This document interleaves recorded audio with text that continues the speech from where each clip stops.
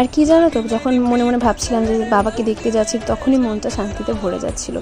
আর এই পুজোটা যখন আমি অনেক ছোট, তখন আমার মা মানসিক করেছিল আমার জন্য, কিন্তু পুজোটা দেওয়া হয়নি বিভিন্ন ফ্যামিলি প্রবলেমস আরও অনেক কারণে। তো যাই হোক, এবার ফাইনালি পুজোটা দিতে গেছিলাম, ঠিক আছে। কিন্তু আমি একটা কথা বলবো, এটা আমার এক্সপিরিয়েন্স, আমি বাকিদেরটা জানি না। অবভিয়াসলি বাবার কাছে যেতে গেলে কষ্ট করতে হয়, কিন্তু সত্যি বলতে তারকেশ্বরে গিয়ে না, মানে আমি যে বেঁচে ফিরে আসতে পেরেছি, এটা হচ্ছে কি আমার মানে অশেষ কৃপা। কারণ ওখানে যা ভিড় ছিল, লিটারেলি মানে নিঃশ্বাস নেওয়ার অব্দি জায়গাটুকু ছিল না। তো যে মানে যতদূর এগোচ্ছিলাম দেখছিলাম মেঘ করছে। তো তারপরে ফাইনালি চলে আসলাম শেওড়াফুলি ঘাটে। আর দেখতে পাচ্ছ আমি, আমার পিছনে দাদু, আর ওরা সামনে হাঁটছে। তো খালি পায়েই যাচ্ছিলাম মোটামুটি, মানে বলতে পারো আমি জুতো পরে গাড়ির থেকে নামিনি। যখনই হেঁটেছি, গাড়ির থেকে নেমেছি, তখনই খালি পাতেই হেঁটেছি। এবার চলে আসলাম ঘট বাঁধতে আর মাথায় বাঁধার জন্য রিবন নিতে, ঠিক আছে। তো তারপরে চলে আসলাম গঙ্গার ঘাটে। হ্যাঁ, দেখতেই পাচ্ছ গঙ্গার ঘাটে চলে আসলাম, ঠিক আছে। তো গঙ্গার ঘাটে